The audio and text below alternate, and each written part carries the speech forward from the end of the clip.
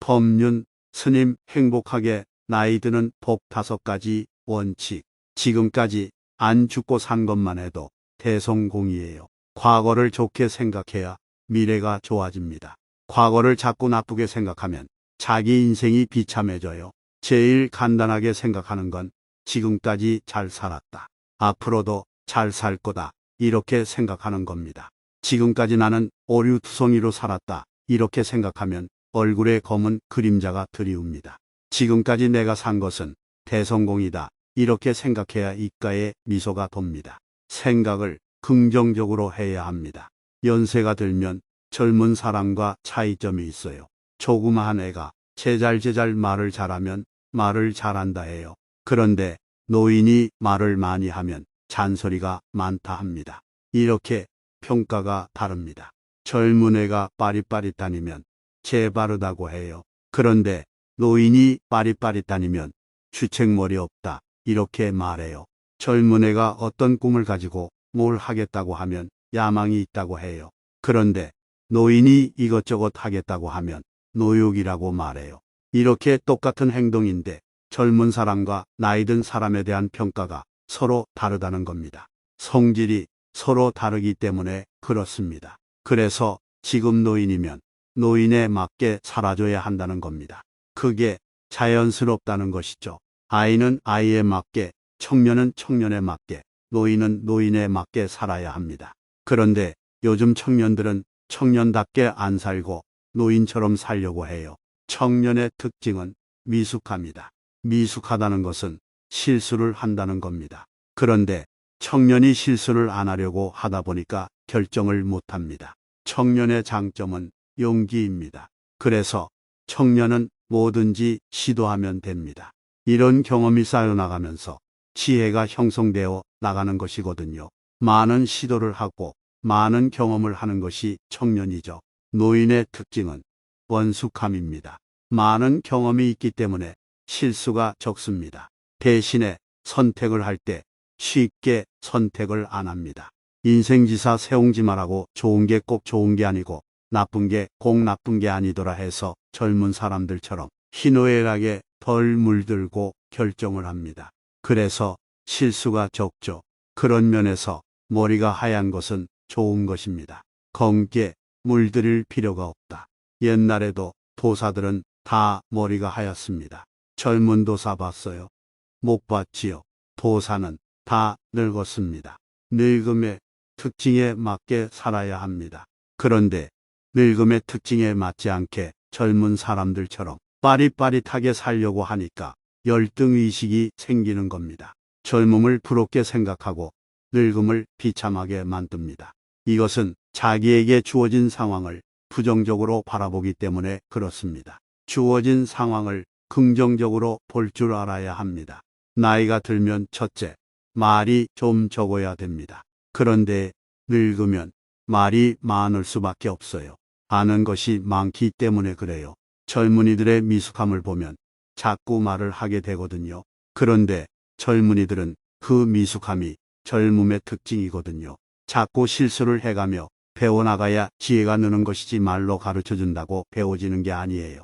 그래서 가능하면 틀리는 것을 지켜봐 주는 게 좋아요. 직접 경험해 봐야 알지 얘기해 준다고 하는 게 아니거든요. 미리 안다는 것은 쉬운 일이 아니에요. 너무 욕심내면 안 됩니다. 젊은이들이 시행착오 하는 것을 봐내는 힘이 있어야 한다. 그런 의미에서 첫째, 입을 좀 다무는 게 좋고 입이 잘 안 다물어지면 염불을 많이 하시라는 겁니다. 둘째, 욕심을 좀 내려놔야 돼요. 욕심 없는 사람은 없지만 젊은 사람이 욕심 갖는 건 좀 괜찮은데 나이 들어서 욕심을 내면 좀 추해요. 젊을 때는 10가지 계획을 세우면 10가지 다 시도해보지만 나이 들어서는 10가지 계획이 있으면 1개만 실행하고 나머지 9개는 포기해야 합니다. 인생을 미리 포기하고 낙담하라는 것과는 성격이 좀 다릅니다. 일단 욕심을 버려야 합니다. 과로해서는 안 됩니다. 젊을 때는 과로해서 쓰러지면 링거 1번 맞으면 다시 일어나지는데 늙어서 과로해서 쓰러지면 팍팍 늙습니다. 가을 날씨 같아요. 비 1번 오면 추워지듯이 과식 안 됩니다. 아무리 음식이 맛있어도 절대 과식하면 안 됩니다. 젊을 때는 과식해도 소화제 먹고 토하면 되는데 늙어서 과식하면 반드시 건강을 해칩니다. 과음 안 됩니다. 젊을 때는 술 먹고 토해도 다음날 아침에 약 먹으면 괜찮은데 늙으면 절대 과음하면 안 됩니다. 술 먹는 것은 괜찮은데 딱 조절해서 드셔야 합니다. 셋째, 항상 모으는 것보다는 베풀어 주는 게 좋습니다. 1,000원을 내든 500원을 내든 무슨 모임이 있든 어디 가든 다만 10원짜리라도 하나 넣고 오는 연습을 하셔야 해요. 종교적으로 얘기하면 손자를 위해서 내가 거름을 주는 겁니다. 할아버지 할머니 지은 복이 손자에게 간다는 말이 있어요. 어떤 모임이든 어떤 행사든 뭘 하든 큰 돈 내라는 것이 아니라 자기 쓰는 용돈에서 1,000원이든 500원이든 항상 돈을 넣기 시작해야 합니다. 어떤 일이 있어서 돈을 받으면 그 중에 일부를 또 보시해야 합니다. 이것이 나를 위해서도 자손을 위해서도 복 짓는 행위가 된다. 돈이 생기는 대로 자꾸 베풀어야 됩니다. 넷째, 유산을 상속할 때 자식에게 다 주면 안 됩니다. 제가 볼 땐 사회로 환원하는 게 가장 좋은데 사회로 환원을 하든 유산을 주든 항상 자기 용돈 쓸 것과 자기 잠잘방 하나와 자기 음식 사 먹을 수 있는 정도는 남겨둬야 합니다. 아무리 자식이 부도가 나고 죽는다고 해도 이건 남겨둬야 합니다. 왜냐하면 젊을 때는 돈이 없어서 길바닥에 나앉아도 다시 복귀가 가능하고 괜찮아요. 그러나 늙어서 길바닥에 나앉으면 추해 보여요.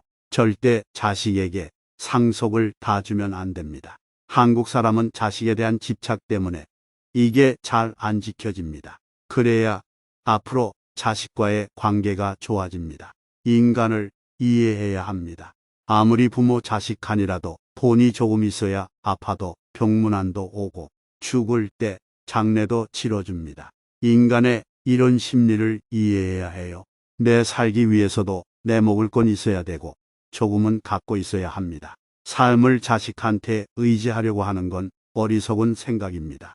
다섯째, 거동이 불편해서 몸져 눕기 전까지는 가능한 자식들과 같이 살지 않는 게 좋습니다. 아무리 같이 살자 해도 같이 안 사는 게 좋습니다. 이것이 행복하게 사는 길입니다. 몸을 끌고 가서 밥을 해 먹더라도 자식과는 따로 사는 게 좋습니다. 생태적으로도 그렇습니다. 어미가 새끼를 돌보는 건 모든 생명체가 다 그렇게 하죠. 그런데 자연 생태계에서는 어미가 병들었다고 새끼가 돌보는 경우는 없습니다. 인간 빼고는 없습니다. 이것은 생태적으로 원래 안 맞는 겁니다. 늙어서 죽는 건 내가 책임져야 합니다. 누가 도와주는 건 좋은 일이지만 누구한테 부탁할 일은 아니에요. 노후에는 너무 물질적으로 잘해놓고 살려고 할 필요도 없어요. 시골에서 농사짓고 지내는 게 가장 좋다고 생각해요.